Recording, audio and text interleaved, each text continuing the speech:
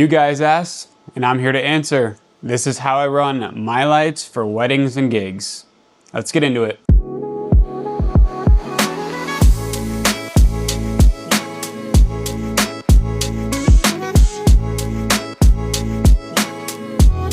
I've been getting a lot of comments with the gigs that I do, and a lot of comments about like my setup, the kind of gear that I use. But specifically recently, I've been getting a lot of comments of what lights I use, how do I run them, like how do I control the lights, how do we use SoundSwitch, how do we use Rekordbox Lighting, and I'm here to answer as much as that as I possibly can. Now, I'm gonna preface this, I am by no means a lighting professional like you would see at like concerts or shows or clubs, but I definitely have a lot of experience with working with these specific lights. In today's video, and this is gonna be a new series, I'm gonna show you guys everything in my lighting arsenal, from the moving heads that I have, to the bars that I use, to how do I control them, how does wireless DMX work, like what kind of software and hardware do I use to run these lights. This is gonna be a multi-video series, but I want to go in depth so you guys can understand as much as possible. So today's video, I'm just gonna give you guys a brief overview of the lights that I use, how I kind of run them, and then we're just gonna kind of jump in from there. So I hope you guys enjoy. So to start off, I use the SHEHDS lights for pretty much every single gig, except for my SHEHDS gig bar, which I use for just kind of wash and stuff like that.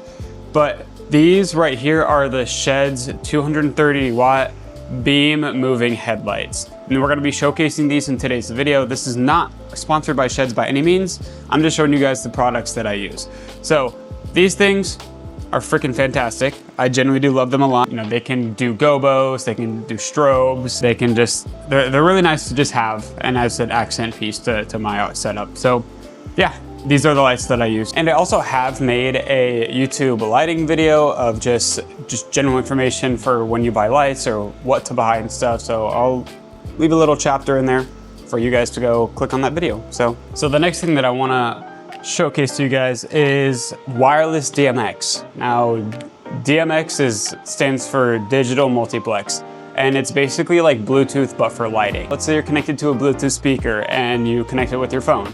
Your phone's gonna send all the audio signals via Bluetooth to that speaker so it plays everything correctly. That's the same thing with wireless DMX, except it's not as easy as just you connect your laptop or phone or whatever to the lights. You have to have a DMX transmitter and a DMX receiver, which I have the wireless FenixFit DMX system. Super easy. It's literally just plug and play, and they're battery powered, so you charge them for 30 minutes and they last for 8 hours, which I really enjoy and really like because I just have to charge them as soon as I get to the venue. Once I'm done setting up with my stuff, I can just plug them in and I don't have to worry about them dying at all after the rest of the day. Wireless DMX, I'll also leave a link down in the description for that. So with my lights specifically, I use the SoundSwitch Control One. I know I kind of highlighted this in one of my previous gig logs, but to go more in depth to it, I'm gonna kind of show you guys this right now.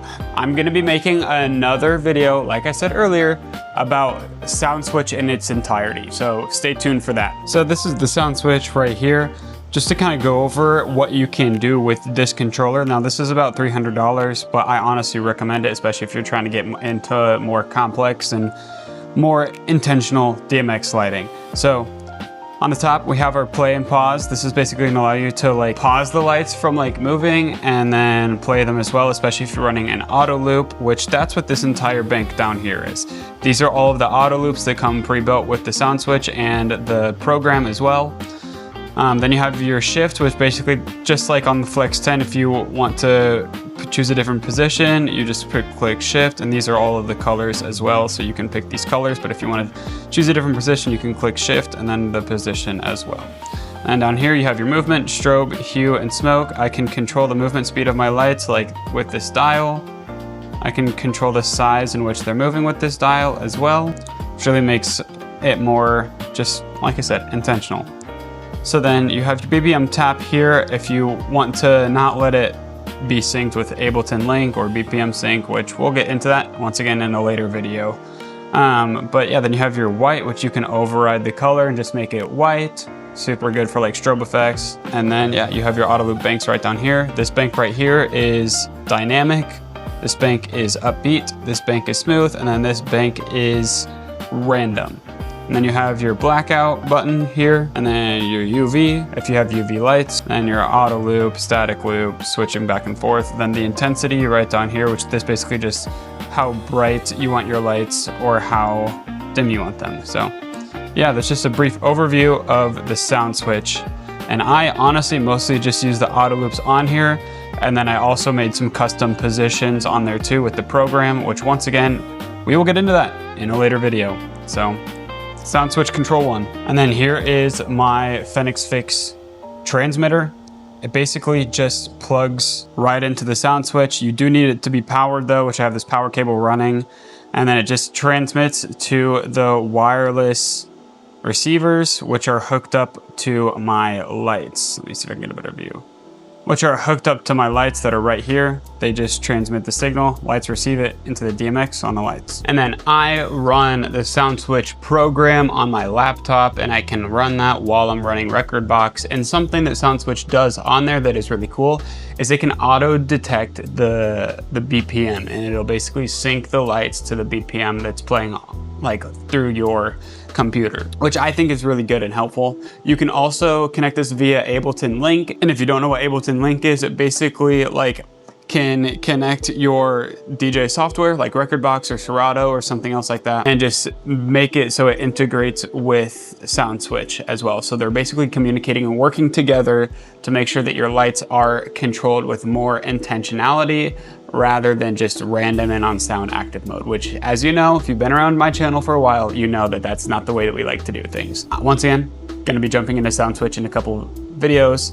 Another way that I like to run lights too, depending on the gig and the application, is with Rekordbox Lighting. Rekordbox Lighting, especially if you have the Flex 10, you can control your lights with the Flex 10, which is super sick. And if you're really not wanting to get into the complexity of SoundSwitch quite yet, and you're still trying to learn and figure out what you want to do yourself, I honestly suggest Rekordbox Lighting, because it makes you as the DJ and as the MC, as the person coordinating a lot of things a lot easier, because you can just play your music and Rekordbox will basically kind of pick and choose out different scenes or different like modes for your lights to basically run on.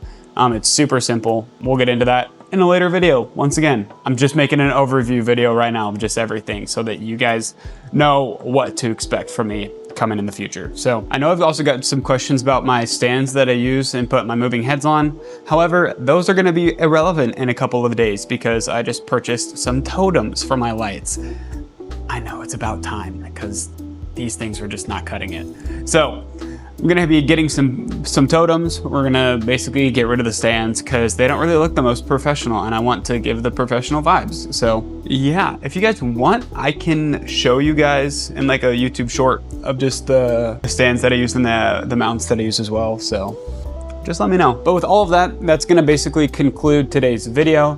Like I said, there's gonna be a lot more videos to come about lighting. I just wanted to give this brief introduction and this overview of the lighting and everything like that. So yeah, I hope you guys enjoyed. Like I said, I'll leave the links down in the description for the stuff that I use. And as you guys know, I hope you have a great rest of your day. I hope your summer kicks off well. And I have a ton of gigs coming up here in June, July, August, September, October, November, and December. So you guys are gonna see a lot of content from me coming your way. As always, like, comment, subscribe. I really appreciate having you guys around. We are almost at 250 subscribers. So we're doing it. Let's go. Anyway, I appreciate you guys. Have a good day.